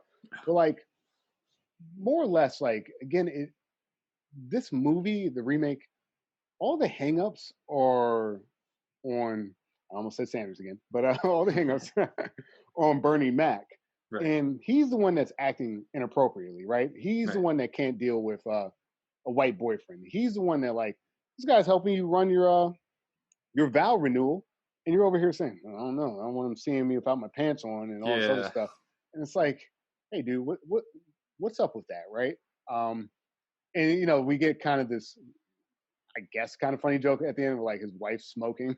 Yeah. And it's like, okay, cool. The metrosexual guy has a hot wife, but it's like, again, I think that does fit into the overall arc of the movie, which is that Bernie Mac's Percy Jones is being homophobic. He's being, you know, bigoted and stuff like that in a lot of ways. And it's not how it works anymore. Mm-hmm. And in fact, like all of your stereotypes and presumptions end up getting flipped on you and turned around. It's like, you know, again, not the most important or influential character, but he fits into that story arc. So that's why I wanted to bring him up, because I thought he was a decent character, not super important, but decent. And again, it shows a shortcoming of Bernie Mac's Jones and something that gives us an arc for us to like move past, although he doesn't really resolve the fact that he was being a little homophobic. Yeah, to say. He just kind of sits in it and it's like, he's like, oh, well, he has a hot wife, so it's okay. It's like, well, it would have been okay if he was gay too. It's right, okay. Right. Doesn't have to have a hot wife. Exactly. So yeah, the film misses the mark in some ways there. It did. But you know, it's not the first or last place it misses the mark. But you know, I just think that look, it's not 2005 anymore. It's basically it. Yeah. I mean, we've seen some gay jokes in some other early 2000 movies that definitely didn't age well. So as far as this one goes, it's not that bad as compared to some of the other ones. Yeah. It's light. And again, it actually, in some ways to bring it up, it does also give Judith Scott's character another time to shine, which is like, nah, it's not like that. You know, he's a straight man that takes care of himself. And again, regardless of, and she even says it herself, even if he wasn't, you know, shouldn't matter. Right. So just another juxtaposition is like, hey, Bernie Mac, quit it. Right. Yeah, he's got a little bit of that toxic masculinity kind of thrown about. Like, even when he meets Ashton Kutcher, he's like, well, you don't like sports? What kind of man doesn't? Like, whoa. Whoa. Like, most of them, actually. You know, like most men actually don't watch sports. Most people don't watch sports, you know, but whatever. All right. I mean, I just wanted to talk about, there's only one other thing I want to talk about. That's Cranford. Okay, Cranford. I just wanted to talk about Cranford. So the remake does take place in Cranford, New Jersey. And as somebody who worked there for a few years, and I lived pretty close. I lived in Roselle Park, so I had to drive through Cranford to get to work. It was really cool to see Cranford kind of on display there. There weren't too many scenes that I recognized. There's the one scene where he's driving Ashton Kutcher to the hotel. I was like, oh, well, that's Cranford. I've been there. That's near the train station. And they kind of go there again when he's at the train station. Train station's not the Cranford train station. That's a different train station they used in the film. It kind of looks like Elizabeth, actually. I don't know which one it was. I'm not familiar with what train station they used, but it's definitely not the Cranford one. Cranford one's a lot smaller and has a bigger parking lot. But I just thought it was cool to see some New Jersey and one of these films, a New Jersey area that I'm very familiar with. So, yay. Yeah. I thought it was cool that it was Jersey, and then when when the train's on the station and he's parking, I'm like, there's no way he's never gonna get. You're not gonna get up there on time. And when he doesn't, I'm like, yeah, that makes sense. Like that train would have been gone, my friend. A little just inside baseball for the Jersey people. You know, the fun thing about being shot in Cranford is, again, we do get to see more of Bernie Mac being ridiculous, like the hotel scene, like you were saying, which is like. Like you invite the guy over and you knew like a week ago you weren't going to let him stay in your house, like, you know, kind of a dick move. But yeah, And the New Jersey location makes sense because of the J.P. Oliver career that Ashton Right. Kutcher has. Like Yeah. he's working on Wall Street, so Yeah. close enough. Fun little nod. I enjoyed that too. What do you think about the Glory of Love, the music? The Glory of Love song from the original film. It's kind of like the title track, and then they sing it again at the bar when Joey Drayton introduced him to her kind of like liberal peers at the bar. I don't remember it at the bar. I remember it during the opening, though. I think when they're flying in, probably. Yeah, they're flying in. I mean, the only reason I bring it up is it's kind of cheesy. Yeah, Like, it was. The movie rarely feels dated. The original, it's like pretty much the music, and then that one scene where everybody's just randomly dancing. It really just it's like, okay, this is the '60s. Yeah. You know it because of this cheesy song, and then this terrible dancing that they're just doing when they're walking. So it wasn't that great. I didn't really like it, and it dates the film. Yeah, it's in the lyrics like you got to win a little, lose a little, and have the blues a little. And I'm like, all right, look, I got it, right? Black guy marrying a white lady, I understand. And like it's a little subtle, but like when they like go into that bar scene, the woman that's like the lounge singer is singing that song. Oh yeah, I do remember that now too. Having the conversation again, like you mentioned, part of the reason I brought it up was I know you're the music guy, and I was like, this feels a little like you said, dated, a little cheesy. And you're right. I think that's a great commentary you have there, which is I was surprised by how much the film wasn't dated when I watched it. Like this is Right. Yeah. pretty clean film all around. Even just like the way they talk, they didn't use any like lingo, like that's groovy or anything. You know, they whatever the '60s lingo was back then. So it was just really the music and that dancing that was just like brought me out of it. Yeah. Like it did take me out of it a little bit. Like, oh yeah, I'm watching a very old film. I think the reason that it doesn't feel like it aged much is because it very much feels like a play, right? Mm-hmm. Although yes, it's a movie, but like there's these very specific set pieces. It's usually like two characters kind of one-on-one talking to each other, maybe three. And I could see this being a production of like in any theater. Yeah. That's a good point. I didn't even think about that, but you're absolutely right because it's a very minimal set, and it's mostly just characters talking and everything. So you definitely do that for the original film, not with the remake and those go-kart scenes though. You're not going to get a go-kart on stage. We can talk about the music in the remake a little bit. There's some comedic tracks. Oh, that was fun. Yeah. That was actually fun. Yeah, so when Bernie Mac and Ashton are driving to the hotel, they're trying to listen to the radio, and then like every song on the radio is just about like race and like or black and white people coming together. And it was funny because when they're on their way there, I'm like, oh, they totally dropped the ball by not playing Ebony and Ivory. And on the way back, sure enough, Ebony and Ivory comes up. I'm like, oh, you got some good points there, remake putting in that song in. So just moments like that. Give me more moments like that. Not this over the top elevator scene and stuff. Yeah, like the Louis song, the Lou Reed song. Yeah. And all the colored girls go, ooh. That's fun. Like that kind of like awkward side eye. Like, oh shit. That was cool. I like that. Like we said before, and I'm not gonna beat a dead horse, but like that's when the movie works, man. Like these small interpersonal moments. We didn't really talk about the ending though. I think we should talk about the ending. And let's talk about the endings then. The original film, right? There's all this tension, right? They're going to meet the parents, and that happens, and it's awkward. And like I said, Sidney Poitier's character basically gives the parents an ultimatum, which is, I didn't tell Joey this, but if you don't approve of this marriage, it's not going to happen. And it leads to all this tension, like I mentioned, very much like a play, set piece after set piece, ultimately ending in Matt Drayton, Spencer Tracy's his final scene, where he finally comes to his conclusion. Right, I've heard what everyone had to say, and he has this very, very good monologue where he goes through kind of the merits of the case, as it were, and he's basically contending against what Mrs. Prentice said, which is that he forgot what love is, and he has this very impassioned speech about like if you kids have half of what of the love that I knew with your mother, then this is going to work, right? It's a very powerful monologue. It's a beautiful scene, and Katharine Hepburn, because of her own relationship with Spencer Tracy and sort of where his health was at the time, you could see her face, and I'm like, wow, what great acting. But like, it's really her reacting to someone that she loved, who's really dying in front of her, giving this beautiful monologue. And it is a beautiful kind of capstone to the film. It's like, all right, we've been through everything. This is my verdict.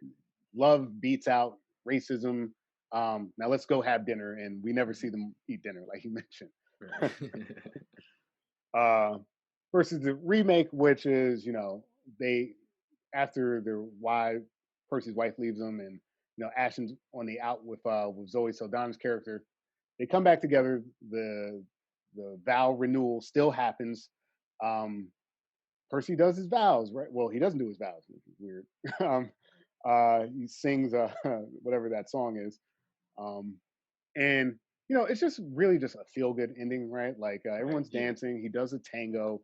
I thought it was kind of weird that they ended it with like they're watching the DVD, I guess, sometime later of the vow renewal, but more or less, it's fluff, very wrapped up in a neat bow. Everyone got back together. Ash is back in good graces.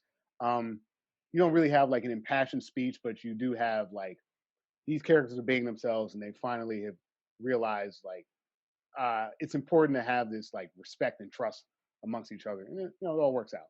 But I don't have much more about that ending. Well, I guess I'll just go a little bit back for where you started in the remake, because they're gonna have the ceremony. Bernie Mac and his wife, they made up, but Ashton and Zoe Saldana, they actually had a falling out, and they said they ended the engagement. So Ashton Kutcher's like, all right, I guess I'll leave. And then Bernie Mac has like a little bit of a conversation with his daughter, and then that's when he finds out that they were actually engaged. And he's like, oh, wow. And then he's like kind of getting ready in the mirror. He looks at a picture of his daughter, and he's just like, damn it, because he knows he's got to do the right thing. He's got to make things right. And then that's when he goes to the train station, drives through Cranford. I've walked there drunk. It's awesome. And he runs into Ashton, and that's when he brings up something that, like we said before, it was a little bit forced. Like, yeah, I know you quit your job because your boss didn't like that you were gonna get married to a black girl. Yeah. It's like, how did he know that? And where did that come from? That comes out of nowhere. Completely out of nowhere. And Ashton Kutcher's character is like, well, he didn't exactly use those words. So yeah. I was sitting there, right? Because I worked in finance. And it's 2005, so like the financial crash hasn't happened. If you worked at JP Oliver, or like basically JP Morgan, and your manager said that don't marry that black chick because she's black. Yes, quit your job, get your lawyer. Yeah, get your lawyer. Get paid, baby. That's right, lawyer up. That's all you had to do, man. Lawyer. Because I mean, whatever. Like you said, it's a kind of forced moment, which is like, okay, Bernie finally respects him because he realizes that the reason he doesn't have a job is because he stood up for himself, I guess, his daughter. I guess, I don't know. I didn't like that. I feel like it comes out of nowhere. It kind of takes away, like, well, maybe you could just respect him for just seeing the way his son just loves his daughter and just the way that she loves him. But we had to throw this in last minute, and it's like, really? Is that really why he quit his job? Like, I'm not even sure it's true when I'm hearing him say that. Right. But apparently it is. And it's like, how did you find out? I told you, I'm a loans officer. I know people. I could figure this stuff out. It's like, I don't know. That was one of the weaker moments in that ending for me. Yeah, just if there was some implication that was coming, right? That would have helped. Even if like in the scene with when he finds out he's blackballed, maybe he could have said something on the phone, which was like, this is bull. Like he knows why I left. This is whatever. But you're right. Like we're about 5 minutes, 10 minutes from the movie being done, and it's just like, your boss is being real racist, wasn't he? Yes, he was. Well, you did the right thing. Didn't really work. Yeah. Didn't really But work. yeah, he ultimately brings him home, and like Ashton starts singing the song terribly, and then wins Yeah. his girl back. So yeah, it's the ending you expect, I Yeah. guess, from this kind of comedy. It was a fun little moment, right? Like, because they kind of burned the vows on the scene of him getting her Yeah, back. yeah, So it was like you yeah, can't have two impassioned speeches. It was like, I wasn't it so weird though the way he did it though, because like she just did her vows and was like, "This is how much I care about." She's like, told you, I didn't want to do no vows. Like, yeah. gotta be me." And then I just start singing. I'm like, okay, that's a thing. And He has to, because he already gave a lot, so he had to get something, yeah. I guess. The Kutcher scene where he does the bump bump bump song, the B2K classic, really weird tonally, right? Like Yeah, because he's also kind of doing like a Bernie Mac impression at the same time yeah, too. it's So like it's just like this is you're not going you're in well. the doghouse, you're the only white guy, everyone else is black, you're doing a popular like black pop song at the time. It's like not the time, dude. Like that's why you're sitting in Cranford by yourself. Read the room, Ashton. Come Yeah. on. What do you call 300 white guys? Yeah. But no, I'm glad you did circle back because I think that was important to note that the end of that remake had that element that I just think they wanted to meet the level of the previous film, the original, on some level by having Yeah. there be like a serious moment. Mhm. But this is not a serious film, No. so You didn't need it no, ultimately. nah. But whatever. It doesn't like kill the movie, but it's just a weak plot point. Yeah, ultimately just kind of forget about that part. You don't need it. Yeah. All right. Now is the time for verdicts, Reggie. Okay. I'm not gonna lie to you. At this point, I'm still undecided about this, so I'm gonna try to work my way through this. Okay. The original film is not a perfect film, but it is a very, very good film and a very important film. So much so that, like, literally, I think the Library of Congress, like in 2017, was like, "Yeah, this film is important, so it's going to be stored, archived forever as like a monumental piece of history." So there's just so many reasons why that film works, why it's good, why it's important. Like Sidney Poitier and like his third kind of like major film like that made a lot of money. It changed the way that people thought about black people in films, and saying, "Wait a minute, you can market a movie with a black guy as a lead." Idris Elba. Spencer Tracy's last role, and just like that monologue, as sick as he was, like the fact that he was able to finish filming and get that in the can, it's beautiful. Katharine Hepburn really was really, really good in it. Again, her own history with Spencer Tracy, just the fact that all these people came together to make this film that stands this kind of test of time, even though it's from a dated sort of period honestly an ugly period in American history. It's just really impressive. Like I was thoroughly impressed by the film and I enjoyed it. If I'm comparing this remake to that, no shot in hell, nope, not. From that perspective, this remake shouldn't exist, right? Like it as a remake to Guess Who's Coming Home to Dinner. No, no, you're not that, and I would argue that this film is so loosely based on it that it's really not that. This remake doesn't say anything really about race relations that needed to be said. It doesn't hold any real weight or substance in that sense. But as a comedy, um, and based on the performances all around, it's a decent movie, right? It's serviceable. And from that perspective, I'm going to say that the remake should not exist because it doesn't hold a candle to the original film. However, taking that out of the equation, it is a serviceable movie. I would say that if you want to watch it, it's not elevated or a great film, but it's a funny enough comedy. It's worth seeing Bernie Mac having a little bit of fun. It's worth seeing Ashton Kutcher as you mentioned, one of his better performances. I can't recommend it as a remake that should exist though. But I can recommend it as like a movie you could watch. So that's where I've landed. Fair enough. You brought up a good point. The remake isn't exactly a remake, just because the way it approaches the subject matter just isn't with the same sort of intensity, I guess, for lack of a better term. And it's a completely different genre. It is a comedy, while the other one's more of a drama. I'm just trying to think, like, how would you make a modern Guess Who's Coming to Dinner? How? Could you? I mean, where do you set it? In The Wire or something? I don't just to give it that grit that it would need. Idris Elba again, goddamn. It does work as a comedy. Right. It's definitely a lighter take, a much lighter take on the subject matter, but it still addresses like what is it like for these different, not necessarily races, but just like different backgrounds just coming together, and like there's gonna be that culture clash a little bit of that back and forth, and like you said, the performances are very serviceable, and yeah, I found myself laughing a lot.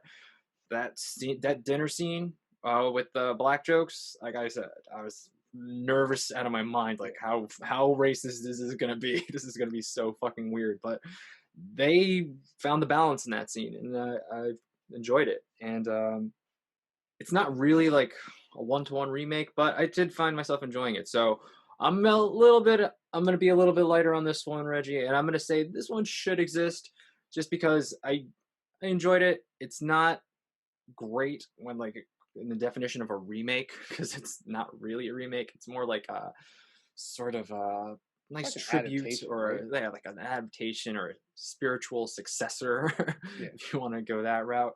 But yeah, I enjoyed it enough. It wasn't the stupid, absurd comedy I was afraid it would be. And by surpassing my expectations in that area, by having Zoe Saldana and Judah Scott in there, yeah, they're not yuck funny, but they ground the movie, they give it the heart, and I really like their moments in the movie. And Ashton and Bernie do have some good moments. They have some stupid over the top moments, but they do have some good moments too. So it did enough to win me over where I think it should exist. I think that's just probably the tone, right? Like that's it, right? Like there was enough going for it, and like you mentioned, Saldana and Scott's performance. I was really thoroughly impressed by Judith Scott throughout the film. For some reason, she was my favorite part of the movie in a lot of ways. And yeah, it's like I don't want like for like our audience to be like, oh, this remake shouldn't exist. Like can the movie? I think the movie actually like really navigated an impossible task in a way that like you mentioned, I was very surprised by it too. Like I said, this is not going into the Library of Congress. No. That's not going to happen. But yeah, man, there was enough there, right? There was enough there. So yeah, still standing by my verdict as a Guess Who's remake. Nah, shouldn't exist. But as a film, yeah, I think it should. So if that wishy-washy response from me is what you're getting. All right, so that's what we thought of the films. What did you guys think? Let us know in the comments below. What are we going to do for the next episode, Reggie? I picked this one. So, yes, you picked this one. This was kind of like, so we were coming off our Christmas thing with Miracle on 34th Street. Okay. This was like our sort of like a holiday, New Year type of thing, which is like, dinner with the family type deal, right? I'm going to go with like a pure winter film, and we're going to watch The Thing. Okay. A nice chilly movie. Sounds good. All right, so The Thing is our next episode. All right, well, thanks for listening, everybody. We're Retro versus Remake. You can find us on all the social medias: Facebook, Twitter, Instagram, other stuff, I'm sure. What am I missing, Reggie? That, in terms of audio, we're on Spotify, we're on iTunes, Google Play, wherever you get your podcasts. Yeah. We're not on SoundCloud, though. Not on SoundCloud. Yeah, and if you can give us any thumbs ups or subscribe to us on YouTube or that 5-star on iTunes, that would greatly help us to grow this, because we enjoy doing this a lot. Hope you guys enjoy listening to it. Well, I am Dan Bulick. I'm Reggie Parker. This has been another episode of Retro versus Remake. Wakanda edition.